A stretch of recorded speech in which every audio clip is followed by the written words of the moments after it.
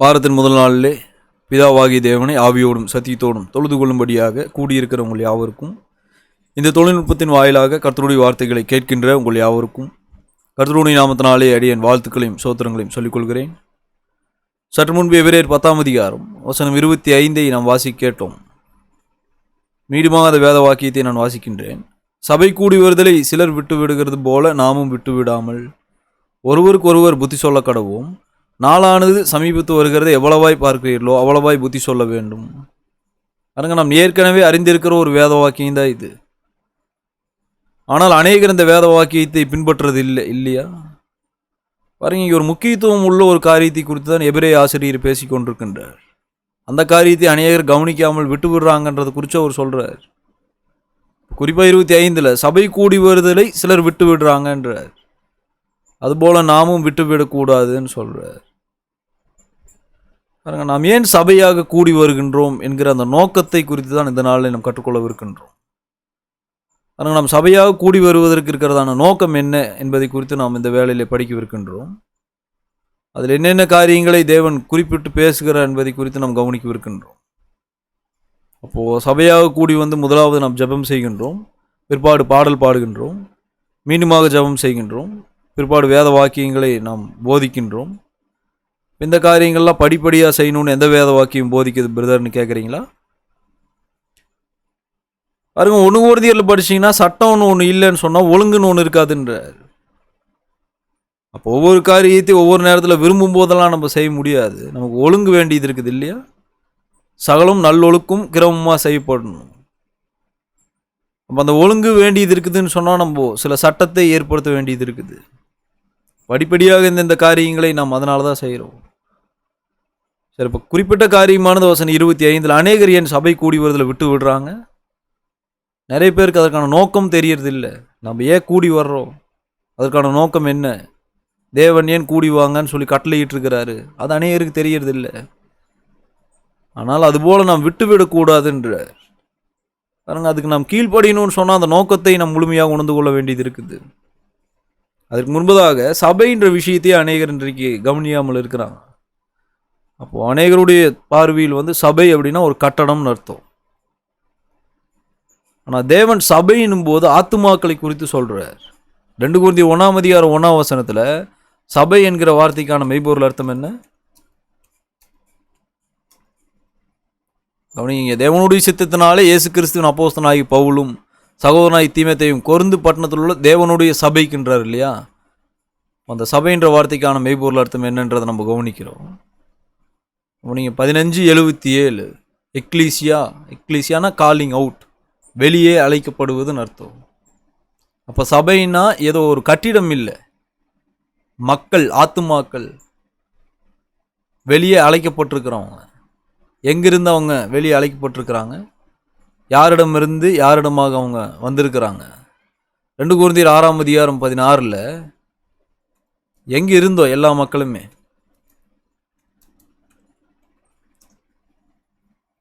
கவனிங்க, தேவனுடைய ஆலயத்துக்கும் விக்கிரகங்களுக்கும் சம்பந்தம் ஏது? நான் அவர்களுக்குள்ளே வாசம் பண்ணி அவர்களுக்குள்ளே உலாவி அவர்கள் தேவனாயிருப்பேன், அவர்கள் என் ஜனங்களாக இருப்பார்கள் என்று தேவன் சொன்னபடி நீங்கள் ஜீவனுள்ள தேவனுடைய ஆலயமாக இருக்கிறீர்கள். பாருங்க, கர்த்தருடைய பிள்ளைகளை குறித்து பேசிட்டாரு. பேசிட்டு கீழே என்ன சொல்கிறாரு 17 ஆனபடியால் நீங்கள் அவர்கள் நடுவிலிருந்து புறப்பட்டு பிரிந்து போய் அசுத்தமானதை தொடாதிருங்கள். பாருங்க, உலகம் இருக்குது, தேவனுடைய சபை இருக்குது. உலகத்திடமிருந்து தேவனிடமாக வந்திருக்கிறவங்க எங்கிருந்து வெளியே வந்திருக்கிறாங்க? உலகத்திடமிருந்து. அப்போ உலகத்திடமிருந்து வெளியே வந்த மக்கள், கர்த்தருக்குள்ளாக வந்த மக்கள் எங்கே இருக்கிறாங்க? அப்போஸ்தலர் 2 அதிகாரத்தில் கர்த்தருடைய சபையில் தேவன் அவங்கள சேர்த்திருக்கிறார். அவங்க வெளியிருந்து உலகத்திலிருந்து தான் வந்திருக்கிறாங்க. அப்போ சபையின் போது கட்டிடமா, இல்லை உலகத்திலிருந்து வெளியே வந்த கர்த்தருடைய சபையில் இருக்கிற ஆத்துமாக்களா? சபையின் போது ஆத்துமாக்கள். சரி, அந்த ஆத்துமாக்கள் கூடி வருகிற விஷயத்தை விட்டு விடக்கூடாதுன்றார். அதான் எபிரேயர் ஆசிரியர் சொல்கிறார் இல்லையா? 10:25 சிலர் அப்படி கூடி வருகிற காரியத்தை விட்டு விடுறாங்க. நீங்கள் அப்படி கூடி வர்ற காரியத்தை விட்டுறக்கூடாது. நீங்கள் அதை குறித்து ஒருவருக்கு ஒருவர் போதித்து புத்தி சொல்லிக்கொள்ளுங்க. அந்த புத்தி சொல்லுவதல் அப்படிங்கிற அங்கே வார்த்தை இருக்குது இல்லையா? அந்த வார்த்தைக்கான மெய்ப்பொருள் அர்த்தம் ஏற்கனவே நம்ம என்ன அறிஞ்சிருக்கிறோமோ அதை மீண்டுமாக நாம் நினைவூட்டுவது. அதை குறிப்பாக செய்யும்படியாக நம்ம அவங்களுக்கு நினைவுபடுத்துறது. அநேகர் அந்த காரியத்தை சபையாக கூடி வரணுன்ற விஷயத்தை அறிஞ்சிருக்கிறாங்க, ஆனால் செய்கிறது இல்லை யாருமே. பெரும்பாலான மக்கள் அந்த நாட்களில் தான் அவங்களுக்கு சில கமிட்மெண்ட் வச்சுக்குவாங்க. நான் சண்டேனா அவங்களுக்கு ஹாலிடே மாதிரி இல்லையா? ஆனால் வாரத்தின் முதல் நாளிலே தேவனை நம்ம ஆராதிக்கணும், தொழுது கொள்ளணுன்ற விஷயத்தை பற்றி என்ன? அந்த விஷயத்தை நாம் அறிந்திருக்கின்றோம். அந்த விஷயத்தை நாம் செய்யும்படியாக எத்தனை பேர் நமக்கு ஞாபகப்படுத்துகிறாங்க? அப்படி எத்தனை பேர் நமக்கு புத்தி சொல்கிறாங்க? எபிரேயர் 10:25 எபிரேய ஆசிரியர் என்ன சொல்கிறார்? அங்கே சபை கூடி வருதல் நிறைய பேர் விட்டுறாங்க. அப்படி நீங்கள் விட்டுறாதீங்க. அங்கே ஒருவருக்கு ஒருவர் புத்தி சொல்லுங்க. நாளானது சமீபத்து வருகிறது எவ்வளவாய் பார்க்குறீங்களோ அவ்வளவாய் புத்தி சொல்ல வேண்டும்ன்றார். பாருங்க, நாம் அறிந்திருக்கிற விஷயங்களை நாம் செய்யும்படியாக நாம் ஒவ்வொருவர் நினைப்பூட்டணும். அப்போ இன்றைக்கு சபை கூடி வரணுன்ற விஷயத்தை எல்லாருமே அறிந்திருக்கிறோம். அப்போ எல்லாருமே ஒருவருக்கு ஒருவர் நம்ம எப்போவாவது அந்த விஷயத்தை நினைப்பூட்டுறோமா? பிரதர், நீங்கள் இந்த விஷயத்தை செய்யலை, போன வாரம் நீங்கள் வராமல் போயிட்டீங்க, அப்படி யாராவது சொல்லி யாராவது நினைப்பூட்டி இருக்கிறது ஞாபகம் இருக்குதா உங்களுக்கு? பிரசங்கியார் அந்த வேலையை செய்கிறாரு. சபையில் உள்ள மற்ற ஆத்துமாக்களை சபைக்கு நீங்கள் வரணும் பிரதர், அப்படி எப்போவாது நினைவூட்டிருக்கிறீங்களா?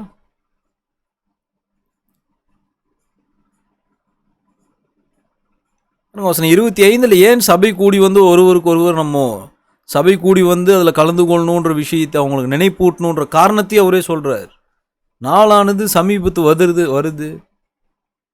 25ஆம் வசனத்தில் நியாய தீர்ப்பு நாள் சமீபமாக இருக்கிறது, அதனால் ஒருவருக்கு ஒருவர் புத்தி சொல்லுங்க. எப்போ நியாய தீர்ப்பு நாள் வரும் பாருங்கள். நியாய தீர்ப்பு தேவனுடைய வீட்டில் தான் துவங்குன்றார். யார் இடத்துலேருந்து தான் துவங்க போகுது? யாருக்கு தான் புத்தி சொல்ல வேண்டியது இருக்குது? தேவனுடைய பிள்ளைகளுக்கு. அங்கே அவங்களிடத்துலேருந்து தான் தேவனுடைய அந்த நியாய தீர்ப்பு துவங்க போகுது. நாம் இதை குறித்தெல்லாம் ஜாக்கிரதையாக இருக்கிறோமா? நாம் ஏன் சபை கூடி வர்றோம்? நீங்கள் கூடி வர்றதை விட்டு விட வேண்டான்னு எபிரேய ஆசிரியரையா எச்சரிப்பு கொடுக்குறார். நீங்கள் கூடி வருகிற விஷயத்தை அறிந்திருக்கிறீங்க, கூடி வரணுன்ற விஷயம் உங்களுக்கு தெரியும், ஆனால் அந்த விஷயத்தை செய்யும்படி ஒருவருக்கு ஒருவர் நீங்கள் நினைப்பூட்டுங்கன்னு ஏன் எபிரேய ஆசிரியர் சொல்கிறார்? ஏன்னா நியாய தீர்ப்பு நாள் நம்ம இடத்துல இருந்தால் தூங்க போகுது.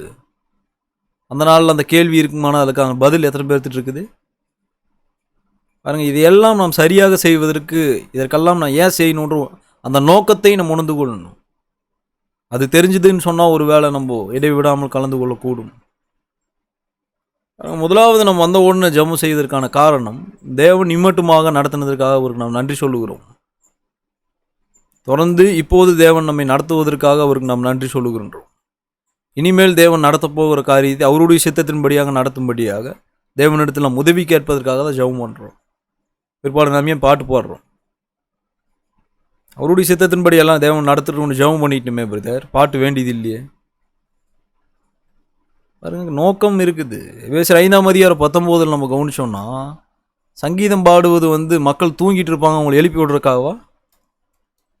எபேசியர் 5ஆம் அதிகாரம் 19ஆம் வசனத்தில், நீங்கள் சங்கீதங்களினாலும் கீர்த்தனையினாலும் ஞான பாட்டுகளினாலும் ஒருவருக்கு ஒருவர் புத்தி சொல்லிக்கொண்டு உங்கள் இருதயத்தில் கர்த்தரை பாடி கீர்த்தனம் பண்ணி.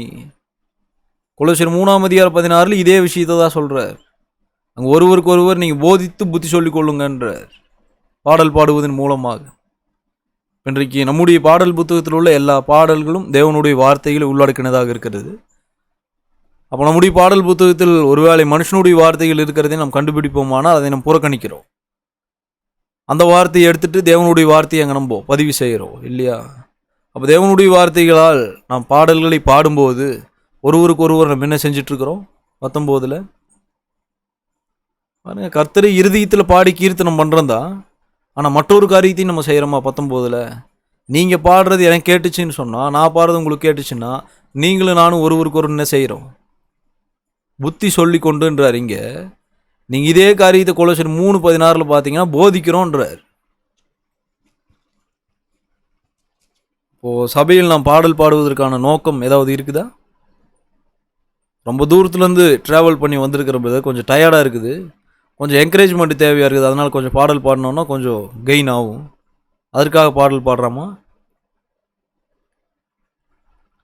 நீங்கள் 19ஆம் வசனத்தில் தெளிவாக சொல்லிட்டாரு, இருதயத்தில் கர்த்தரை பாடுறோம். அந்த ஒரு காரியத்தை மாத்திரம் நான் பாடல் பாடும்போது செய்யல. நீங்க பாடுற அந்த தேவனுடைய வார்த்தைகளோடு அந்த அந்த வார்த்தை பாடல் எனக்கு கேட்டுச்சுன்னா, நான் பாடுற தேவனுடைய வார்த்தைகளோடு இருக்கிற அந்த பாடல் உங்களுக்கு கேட்டுச்சுன்னா, நீங்க எனக்கு போதிக்கிறீங்க, நான் உங்களுக்கு போதிக்கிறேன்.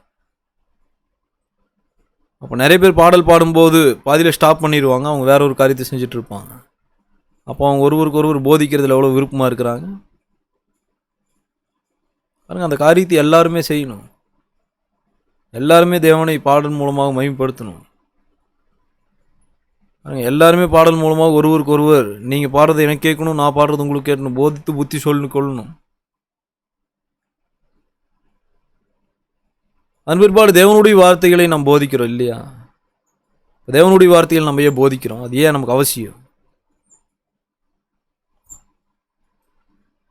பாருங்க, அதுதான் சத்தியம். யோவானில் நம்ம படிக்கிறோம், உங்களுடைய வசனமே சத்தியம்ன்றார். அந்த சத்தியத்தை நம்ம கேள்விப்படும் போது நமக்கு என்ன செய்யப்படுது? ஒரு வேளை தப்புல இருந்தோம்னா குத்த போடுறோம், திருந்துறோம். இல்லை சரியான காரியத்தை செய்யும்படியான உற்சாகப்படுத்துதலுக்கு எதுவான சத்தியத்தை கேள்விப்படுவோமானால் அங்கே சரியான காரியத்தை தொடர்ந்து நம்ம செய்கிறோம். அதன் மூலமாக பரலோகத்தில் நம்முடைய பொக்கிஷங்களை சேர்க்கிறோம். கர்த்தருடைய இருதயத்தில் நாம் வளரும்படியான காரியங்களை குறித்து நம்ம கவனிக்கும் போது அந்த அந்த சத்தியத்தை நாம் கேள்விப்படும் போது கர்த்தருடைய இருதயத்தில் நம்ம எப்படி வளருது, அவருடைய அன்பின் பாகங்கள் எப்படி நம்ம வளருது அப்படிங்கிற விஷயத்தை நாம் பயிற்சி செய்கிறோம். இப்போ சத்தியத்தை நாம் போதிப்பதற்கு ஏதாவது நோக்கம் இருக்குதா? பாடல் பாடுவதற்கு ஏதாவது நோக்கம் இருக்குதா? வந்த ஒன்றும் ஒரு ஜெபம் செய்கிறோமே, அதுக்கு நோக்கம் இருக்குதா? நீங்கள் கூடி வர்றது விட்டுறாதீங்கன்னு சொல்லி எபிரேய ஆசிரியர் ஏன் வலியுறுத்துறாரு, எச்சரிக்கிறார்? நோக்கம் இருக்குதா? 1 Corinthians 14:3 பாருங்க, நோக்கம் இல்லாமல் தேவனதை நீங்கள் செய்யுங்கன்னு சொல்லல. 1 Corinthians 14:3 நம்ம கவனிக்கிறோம். அவனிங்க தீர்க்க தரிசனம் சொல்லுகிறவனும் மனுஷனுக்கு பக்தி விருத்தியும் புத்தியும் ஆறுதலும் உண்டாகத்தக்கதாக பேசுகிறான். அப்போ தீர்க்க தரிசனம் சொல்லுகிறான் அப்படின்னு சொல்லும்போது அவர் என்ன பேசுகிறாரு? தீர்க்க தரிசனம்ன்றது தேவனுடைய வார்த்தைகள். தேவனுடைய வார்த்தைகளை ஒருவர் போதிக்கும் போது அவர் என்ன செய்கிறாரு? அதை கேட்டுட்டு இருக்கிற மனுஷங்களுக்கு பக்தி விருத்தி உண்டாக்கும்படியாக அதை பேசிகிட்டு இருக்கிறார் அவர். பாருங்க, அந்த பக்தி விருத்தின்ற வார்த்தைக்கான மெய்பொருள் அர்த்தம் வந்து டு பில்டு, கட்டுவதுன்னு அர்த்தம். எடிஃபிகேஷன் இருக்குது இல்லையா, 36:19. பாருங்க, அது ஆர்கிடெக்சர்னா ஒரு கட்டிடத்தை கட்டுற மாதிரி. அப்போ ஒரு கர்த்தருடைய வார்த்தைகளை போதிச்சுட்டு இருக்கும்போது அவர் என்ன கட்டிகிட்டு இருக்கிறாரு? ஆவிக்குரிய வகையில் இயேசு கிறிஸ்துவின் இருதயத்தை மற்றவர்களுடைய இருதயத்தில் கட்டிகிட்டு இருக்கிறார். அப்போ நாம் ஏன் சபை கூடி வரும்போது தேவனுடைய வார்த்தைகளை போதிக்கிறோம்? கர்த்தருடைய இருதயத்தில் நம்ம வளர்றதா நம்முடைய குறிக்கோள், நோக்கம். லூக்கா 6:40 நம்முடைய குருவாகி இயேசு கிறிஸ்துவை போல இருதயத்தில் தேறினவங்களாக இருக்கணுன்றதா நம்முடைய குறிக்கோள். சீஷனுடைய குறிக்கோள் அதுதான் இல்லையா? சீஷன்ற வார்த்தைக்கான மெய்பொருள் அர்த்தமே கற்றுக்கொள்ளுகிறவன் குருவை பின்பற்றுபவன் தான் அர்த்தம். எதை கற்றுக்கொள்கிறான்? குருவை ஏன் பின்பற்றுறான்? குருவை போல் ஆகணுன்றதான் அவனுடைய நோக்கம். குருவிடத்தில் குருவை போல் ஆகும்படியான காரியங்களை அவன் கற்றுக்கொள்கிறான். குருவனுடைய குணாதிசயங்கள் இருக்குதா? ஏறக்குறைய 43 அன்பின் பாகங்கள் வேத வாக்கியங்கள் இருக்குது. அது எல்லாம் குருவிடத்தில் இருந்தது இல்லையா? அந்த எல்லா அன்பின் பாகங்களும் முழுமையடையும்படியாக தான் வேத வாக்கியங்கள் போதிக்கப்படுது. வசனம் 3 தேவனுடைய வார்த்தைகளை சொல்லுகிறவன் பாருங்க, கர்த்தருடைய இருதயத்தில் இருந்த அந்த அன்பின் குணாதிசயம் எல்லாவற்றையும் நம்முடைய இருதயத்தில் கட்டும்படியாக தான் அதை பேசுறார். இப்போ பாடல் பாடும்போதும் நமக்கு நோக்கம் இருக்குது. கர்த்தரிடத்தில் ஜெபம் செய்யும் போதும் நமக்கு நோக்கம் இருக்குது. அதன் பிற்பாடு தேவனுடைய வார்த்தைகள் அங்கே போதிக்கப்படும் போது நோக்கம் இருக்குது. இந்த காரியங்கள் எல்லாம் நம்ம ஏன் செய்ய தவறுறோம்? ஏன்னா கூடி வர்றதையே விட்டுறோம் இல்லையா? ஆனால் கர்த்தர் என்ன சொல்றார் எபிரேய ஆசிரியர் மூலமாக? கூடி வர்றதை விடக்கூடாது. அநேகர் விட்டுறாங்க. யார் தான் கூடி வரணும்? சபை. சபைன்னா என்னன்னு படிச்சிருக்கிறோம்? கட்டிடம் இல்லை. 2 Corinthians 2 Corinthians 1:1 படித்தோம். காலிங் அவுட், வெளியே அழைக்கப்பட்ட ஆத்துமாக்கள். 2 Corinthians 6:16-17 உலகத்திடமிருந்து தேவனிடமாக அழைக்கப்பட்டிருக்கிறவங்க. அவங்க தான் ரட்சிக்கப்பட்டு தேவனால் சபையில் உட்படுத்தப்பட்டிருக்கிறாங்க, சபையில் இருக்கிறாங்க அவங்க. அந்த ஆத்துமாக்கள் சபையாக கூடி வருகிற அந்த காரியத்தை செய்கிறத விடக்கூடாது. ஏனென்றால் நம்ம வரும்போது தான் தேவனுக்கு நன்றி சொல்கிறோம். மற்ற நேரங்களில் தனிப்பட்ட முறையில் நம்ம ஜெபம் செய்கிறந்தா, சபை கூடி வரும்போது நம்ம அங்கே எவ்வளோ தேவனுக்கு அதிகமான காரியங்களை செஞ்சுட்டு வர்றோம். பாடல் மூலமாக ஒருவருக்கு ஒருவர் போதித்து புத்தி சொல்லிக் கொள்கிறோம். சத்தியத்தை போதிக்கும் போது இயேசு கிறிஸ்துவின் இருதயத்தில் உள்ள அன்பின் பாகங்களில் நம்ம இருதயத்தில் கட்டப்படுறோம். கிறிஸ்துவை போல பூரணமாவதற்கான வழி இதுவாக இருக்குமானால் எத்தனை பேர் இந்த வழி தேட விரும்பாமல் இருக்கிறோம்? லூக்கா 6:40 உண்மையாகவே நான் கிறிஸ்துவின் சீஷனாக இருப்பேனானால் கிறிஸ்துவை போல் ஆவதற்கு எனக்கு கிடைக்கக்கூடிய எத்தனை சந்தர்ப்பங்களை தப்ப விட்டுட்டு போயிட்டு இருப்பேன். நான் சீஷன் தப்ப விட மாட்டான். மெய்யான சீஷனுடைய குறிக்கோள் குருவை போல் ஆகணும். குருவை போல் ஆவதற்கு அவனுக்கு சத்திய தேவையாக இருக்குது. அந்த சத்தியம் எந்த இடத்துல கிடைக்குதோ, எந்த சூழ்நிலை கிடைக்குதோ அவன் பெற்றுக்கொள்ள எப்பவுமே ஆயத்தமாக இருப்பான். நம்ம பைபிள் ஸ்டடியில் நிறைய வேத வாக்கியங்களை படிக்கிறோம். ஆராதனை அதை பார்க்கலும் முக்கியத்துவம் உள்ளதா? வாரத்தின் முதல் நாள் நம்ம கூடி வரணும். 1 Corinthians 11 படிக்கிறோம். கர்த்தருடைய மரணத்தை நம்ம அங்கே நினைவு கூற வேண்டியது இருக்குது. அவருடைய மரணத்துக்கு பின்னணியாக இருந்த மனம் இறுதியத்தை நினைவு கூறுறோம். நம்ம நிதானிச்சு பார்க்கிறோம். அவருடைய இறுதியத்தை நம்ம நிதானிச்சு பார்க்கும்போது என்ன செய்கிறோம்? அதே போல் இறுதி எனக்கு வேணும், அந்த இறுதியத்தில் இந்த எல்லா குணாதிசயங்களும் எனக்கு வேணும்னு நம்ம கற்றுக்கொள்கிறோம் இல்லையா? அங்கே இறுதியும் நம்முடைய இறுதியும் இயேசு கிறிஸ்துவின் இறுதியத்தில் அங்கே கட்டப்படுதா இல்லையா? நாம் கூடி வருகிறோம். கர்த்தருடைய பந்தியில் இயேசு கிறிஸ்துவின் இறுதியத்தை நாம் நிதானிச்சு பார்க்கிறோம். பாருங்கள், அவர் அடிச்சிருக்கிறாங்க, திரும்பி அடிப்பேன்னு சொல்லல. அவர் அங்கே தாழ்மையை கவனிக்கிறோம். அதே போல் அவருடைய கண்ணை கட்டி அவர் அடித்து, உன்னை அடித்தது யாருன்னு சொல்லி அவர் பரியாசம் செஞ்சுருக்கிறாங்க, அவமானப்படுத்தியிருக்கிறாங்க. அவர் அவமானத்தை எண்ணாமல் இருந்திருக்கிறார். அங்கே இந்த காரியங்கள்லாம் நம்ம கவனிக்கும் போது அவருடைய இறுதியத்தில் அந்த குணாதிசயங்கள் எல்லாம் நம்ம படிக்கிறோம். அது எல்லாத்தையும் நிதானிச்சு பார்க்குறோம். அப்படியெல்லாம் நம்ம செய்யும்போது அதை நம்ம என்ன செய்யும்படி ஊக்குவிக்குது. இதே போல் நானும் ஆகணும், இதே குணாதிசயம் எனக்கு வேணும். அப்போ அங்கே கட்டப்படுதல் இருக்குதா இல்லையா? அந்த கட்டப்படுதல் எங்கே சம்பவிக்குது? எப்போது சம்பவிக்குது? அது சபை கூடி வருதலில். நம்ம ஏன் அதை விட்டு விடுறோம்? ஏனென்றால் அதன் நோக்கம் நமக்கு தெரியாமல் இருக்குது. நோக்கம் என்னவாக இருக்குது? இயேசு கிறிஸ்துவை போல ஒவ்வொருவரும் ஆக வேண்டும்ன்றதா தேவனுடைய தீர்மானமாகவும் இருக்குது. ரோமர் 8:28 இந்த வேத வாக்கியத்தை நாம் கவனிப்போம். ரோமர் 8:28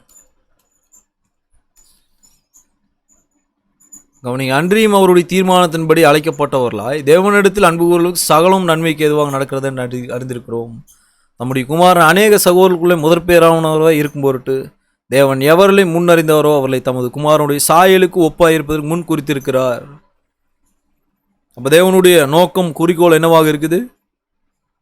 இந்த நோக்கத்தை நிறைவேற்றும்படியாக தான் நம்ம தொடர்ந்து சபை கூடி வருதலும் இருக்கிறோம். இந்த நோக்கத்தை நிறைவேற்றும்படியாக தான் ஒவ்வொரு முறை தேவனுடைய வார்த்தையை நம்ம கற்றுக்கொள்கிறவராக இருக்கிறோம். இந்த நோக்கத்தை நிறைவேற்றும்படியாக தான் நம்ம கிறிஸ்துவ ஜீவியத்தில் இருக்கிறோம் இல்லையா? நம்ம ஏன் அதை விட்டு விடுறோம்? இந்த நோக்கத்தை நிறைவேற்றும்படியாக நாம் பிரயாசமே படலன்னு சொன்னால் நான் மெய்யான சீஷனாக இருக்கிறேனான்ற கேள்வியை என்னை நானே கேட்டுக்கணும். எபிரேயர் 11 எபிரேயர் 10:35 நம்ம படிச்சிருக்கிறோம். சபை கூடி வருதில் அநேகர் விட்டு விடுறாங்க. அவங்களுடைய குறிக்கோள் என்னவாக இருக்குது? அவங்க மெய்யான சீஷர்களா? மெய்யான சீஷனுடைய குறிக்கோள் என்ன? குருவை போல் ஆகணும். என்னுடைய குரு 43 அன்பின் பாகங்களும் முழுமை அடைஞ்சிருக்கிறார், பூரண இருதயம். அதுபோல் பர்ஃபெக்ஷன் எனக்கு வேணும். அதுதான் மெய்யான சீஷனுடைய குறிக்கோளாக இருக்கும். நான் சபை கூடி வரதில் விட்டு போயிடறாங்க இல்லையா? அவங்களுடைய குறிக்கோள் என்னவாக இருக்குது? அவங்க அந்த நாளை சாதாரண ஒரு ஹாலிடே மாதிரி பார்க்குறாங்க இல்லையா? அவங்களுக்கு என்ன நோக்கத்துக்காக நம்ம கூடி வர்றோம், அதன் அவசியம் என்னன்றதை அவங்க புரிஞ்சிட்டு இருக்காமல் இருக்கிறாங்க. 1 Corinthians 14:34 கூடி வருதலில் சில உபதேச சட்டங்களை தேவன் ஏற்படுத்தி இருக்கிறார். 1 Corinthians 14:34 அவனிங்க, சபைகளிலே உங்கள் ஸ்திரீகள் பேசாமல் இருக்கிறவர்கள் பேசும்படிக்கு அவர்களுக்கு உத்தரவில்லை, அவர்கள் அமர்ந்திருக்க வேண்டும், வேதமும் அப்படியே சொல்லுகிறது. சரி, இப்போ கேள்வியானது இங்கே வசனம் 34 சபை கூடி வரும்போது ஸ்திரீகள் பேசாமல் இருக்கணுன்றார். ஏனென்றால் 34 அவங்களுக்கு அனுமதி, பர்மிஷன் இல்லை பேசும்படி. 35 சபை கூடி வரும்போது ஸ்திரீகள் பேசுனா அந்த செயல் அயோக்கியமானதாக இருக்குன்றார். சபை கூடி வருதில் ஸ்திரீ பேசாமல் இருக்கணும்னு சொல்கிறா. அது மன்னிக்கும், சபை கூடி வருதில் ஸ்திரீகள் பேசாமல் இருக்கணும்னு சொன்னால் அவங்க பாடுறாங்களே பிரதர், அப்போ என்ன செய்கிறாங்க அவங்கன்னு கேட்குறீங்களா? ஆமாம், எபேசியர் நம்ம சற்று முன் படிச்சிருக்கிறோம். எபேசியர் 5:19 பாருங்க, எல்லாருமே ஒருவருக்கு ஒருவர் பாடல் பாடணும். அப்போ ஸ்திரீகளும் அங்கே பாடுறாங்க, ஆண்களும் இங்கே பாடுறாங்க. அவங்க பாடுறது எனக்கு கேட்குது, நான் பாடுறது அவங்களுக்கு கேட்குது. அப்போ அவங்க எனக்கு போதிக்கலையா? என்ன பிரதர், பேசாமல் இருக்கணும்னு வேத வாக்கியம் சொல்லுது. ஆனால் அவங்க பாடல் பாடும்போது என்ன செய்கிறாங்க பிரதர்? அப்படி ஒரு கேள்வி வருதா நமக்கு? அப்போ இந்த வேத வாக்கியத்தை நம்ம கவனிச்சுட்டு இதை குறித்து கொண்டு ஸ்திரீகள் வந்து இனிமேல் பாடக்கூடாதுன்னு தடை விதிச்சிடலாமா?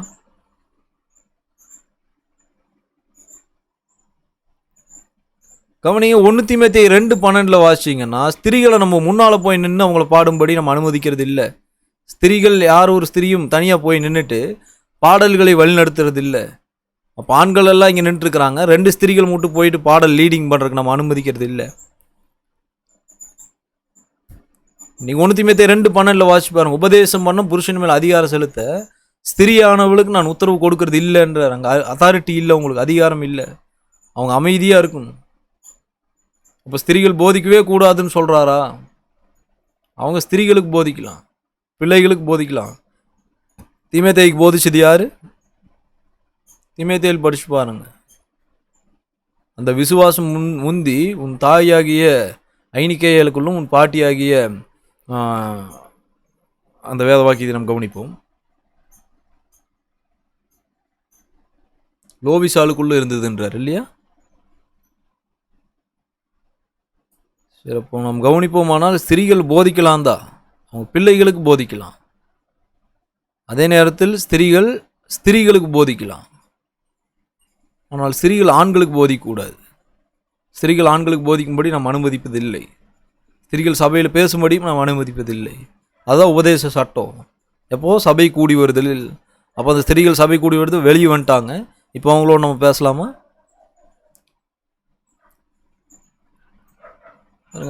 சபை கூடி வருதலில் சகோதர சகோதரர்களாகி நாம் எல்லாரும் எப்படி இருக்க வேண்டும் என்கிற விதிமுறையும் தேவன் ஏற்படுத்தி வைத்திருக்கின்றார்.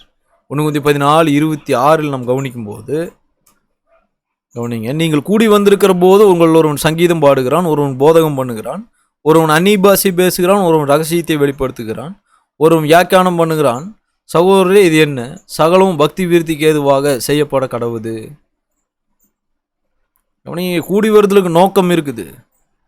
கூடி வந்து எல்லாரும் ஒருத்தர் ஒரு காரியத்தை செஞ்சுட்டு இருக்கக்கூடாது. அப்படி செஞ்சுட்டு இருப்போம்னு சொன்னால் அங்கே ஒழுங்கு இல்லை இல்லையா?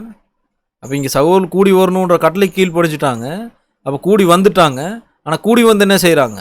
ஒருத்தர் வந்து அவர் பேசாமல் பாட்டு பாடிட்டு இருக்கிறார். சங்கீதம் பாடுகிறான்னு என்ன பாடுறாரு? அவர் தேவனுடைய வார்த்தைகளாக பாட்டாக பாடுறாரு.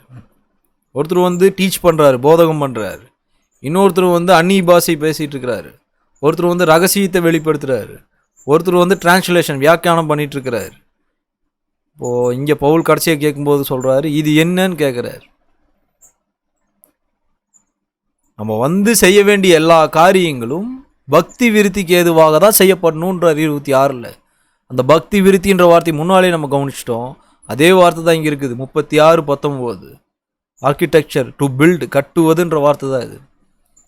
அப்போ நாம் சபை கூடி வருதலில் செய்யக்கூடிய ஒவ்வொரு காரியங்களுமே எஸ் கிறிஸ்துவின் இருதயத்தை ஒவ்வொருவருடைய இருதயத்திலும் கட்டுவதற்கு ஏதுவாக தான் இருக்கணும். அது அப்படி இருக்கணும்னு சொன்னால் எல்லா உபதேச சட்டங்களுக்கும் நம்ம கீழ்ப்படிஞ்சு தான் இருக்கணும். ஸ்திரீகள் பேசக்கூடாது, ஸ்திரீகள் போதிக்கக்கூடாது, பாடல் பாடும்போது மியூசிக் இசைக்கருவிகள் வாசிக்கக்கூடாது. பாருங்கள், புதிய தொழில்நுட்பங்கள் மூலமாக அப்போ இன்றைய நிலைக்கு ஏற்ப ஆராதனைகளை வந்து நம்ம மாற்றக்கூடாது. இவையெல்லாம் உபதேச சட்டங்களாக இருக்குது இல்லையா? ஜெபம் செய்கிறாங்கன்னு சொன்னால் ஒருத்தர் நம்ம ஜெபத்தை கவனிக்கணும். அதை அப்படியே அங்கீகரிப்பதற்காக நம்ம ஆமீன்னு சொல்லணும். ஒருத்தர் பாடல் பாடும்போது, ஒரு சகோதரன் பாடலை நடத்தும்போது அங்கே நாம் அவரோடு கூட சேர்ந்து பாடல் பாடணும். ஒரு சகோதர சத்தியத்தை போதிக்கும் போது என்ன போதிக்கப்படுதோ அதுக்கு நம்ம கவனமாக செவி கொடுக்கணும். இப்போ கர்த்தருடைய பந்தியில் நம்ம பங்கு பெறும்போது அங்கே என்ன காரியம் செய்யப்படுதோ அந்த காரியத்தை தான் நம்ம செய்யணும். அப்போ கர்த்தருடைய பந்தியை ஒரு சகோதரர் நடத்திட்டு இருக்கும்போது அப்பத்தை பிட்டு அதற்காக ஜெபம் பண்ணிட்டு இருக்கும்போது ஒரு சகோதரர் பாட்டு பாடிட்டு இருக்கிறாரு. பாருங்கள், அங்கே ஏதோ பக்தி விருத்திக்கு ஏதாவது செய்யப்படுதா? பாருங்கள், கூடி வந்திருக்கும்போது ஒருத்தர் ஒரு காரியத்தை செய்யக்கூடாது. பக்தி விருத்திக்கு ஏதுவாக சட்டத்தோடு ஒழுங்கோடு எல்லா காரியங்களும் செய்யப்படணும். நம்ம செய்கிற ஒவ்வொரு காரியங்களுமே இயேசு கிறிஸ்துவின் இருதயத்தை நம்முடைய இருதயத்தில் கட்டுவதற்கு ஏதுவாக தான் இருக்கணும். அதற்காக தான் நம்ம கூடி வர்றோம். இந்த நோக்கத்தை நாம் அறிந்து கொள்ளாது இருப்போமானால் பாருங்கள், நம்ம சபை கூடி வருதலை விட்டு விடுவோம் தான். இந்த நோக்கம் நமக்கு தெரியலனாக்கா சபை கூடி வருதலின் அந்த நோக்கம் நமக்கு தெரியாத போது நம்ம அதுக்கு ஒரு மதிப்பு செலுத்த மாட்டோம் இல்லையா? நம்ம அந்த நாள் ஒரு ஹாலிடேவாக தான் எடுத்துக்குவோம். ஆனால் கர்த்தர் எச்சரிக்கிறார். எபிரேய ஆசிரியர் சொல்கிறார், அநேகர் விட்டுடுறாங்க, நீங்கள் அப்படி விட வேணாம். ஒருவருக்கு ஒருவர் புத்தி சொல்லுங்க.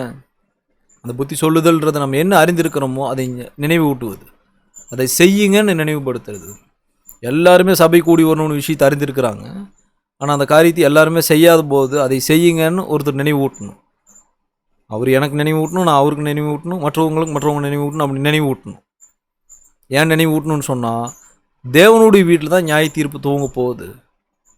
இப்போ நாளானது சமீபத்து வருகிறது. எவ்வளோவா பார்க்குறீங்களோ அவ்வளோவா நீங்கள் வந்து ஒரு புத்தி சொல்லுங்கள். நியாய தீர்ப்பு தேவனுடைய வீட்டில் துவங்கும்னு சொன்னால், நாம் சரியாக இல்லைன்னு சொல்லும்போது நியாய தீர்ப்பு நமக்கு சாதகமாக போகுமா? இந்த ஒரு காரியத்தை தவிர மீதி எல்லா காரியத்திலும் நான் வந்து 100% நீதிமானாக்கிறேன்னு சொன்னால் தேவன் ஏற்றுக்குவாரா? நான் நிறைய நற்கிரியை செய்கிறேன், நான் சபைக்கு மட்டும்தான் வரமாட்டேன், மற்றபடி என்னிடத்தில் எந்த பிழையுமே இல்லைன்னு சொல்கிறோம். அப்படி ஒருவர் சொன்னால் தேவன் அவர் அங்கீகரிச்சுடுவாரா? எபிரேய ஆசிரியர் தெளிவாக சொல்லிட்டார், சபை கூடி வருதல் விட்டுவிடக்கூடாது. ஏனென்றால் நம் கூடி வருதலுக்கான நோக்கம் இருக்கிறது. கர்த்தருடைய இருதயத்தை போல நம்முடைய இருதயம் ரூபிக்கப்படுவதற்கு நாம் சத்தியத்தை அங்கே தான் கேள்விப்படுறோம். ஒருவருக்கு ஒருவர் நாம் வந்து போதித்து புத்தி சொல்லிக் கொள்ளும்படியான சந்தர்ப்பம் அங்கே தான் நமக்கு கிடைக்குது. கர்த்தரிடத்தில் அதிகமான தேவைகளை நாம் கேட்கும்படியான சந்தர்ப்பம் அங்கே நமக்கு இருக்குது இல்லையா? ஒருவருக்காக ஒருவர் நம்ம ஜெபம் செய்யும்படியான சூழ்நிலை அங்கே அதிகமாக இருக்குது. மற்றபடி தனிப்பட்ட முறையில் நம்முடைய தேவைகளை நாம் தேவனிடத்தில் கேட்கின்றோம். சபைக்குன்னு வரும்போது சகோதரர் அவருடைய தேவையை நமக்கு சொல்கிறாங்க, நம்முடைய தேவையை நம்ம அவங்களுக்கு சொல்கிறோம். ஒருவருக்காக ஒருவர் கர்த்தரிடத்தில் நம்ம உதவி கேட்குறோம். பாருங்கள், நிறைய நோக்கத்தை கர்த்தர் சபை கூடி வருதல் வச்சிருக்கிறார். இந்த நோக்கங்களை எல்லாம் நம்ம அடையாளம் கண்டு கொண்டு நம்ம வாரத்தில் முதல் நாள் தோறும் கர்த்தருடைய சபை கூடி வருதலிலும் பைபிள் ஸ்டடிகளிலும் மற்ற கூடி வருதலிலும் நம்ம தொடர்ந்து இடைவிடாமல் கலந்து கொள்ள வேண்டியது இருக்குது. ஆனால் கர்த்தர் தான் அதை விரும்புகிறார். அதை நாம் செய்வோமாக. உங்களுடைய பொறுமையான கவனத்துக்கு நன்றி.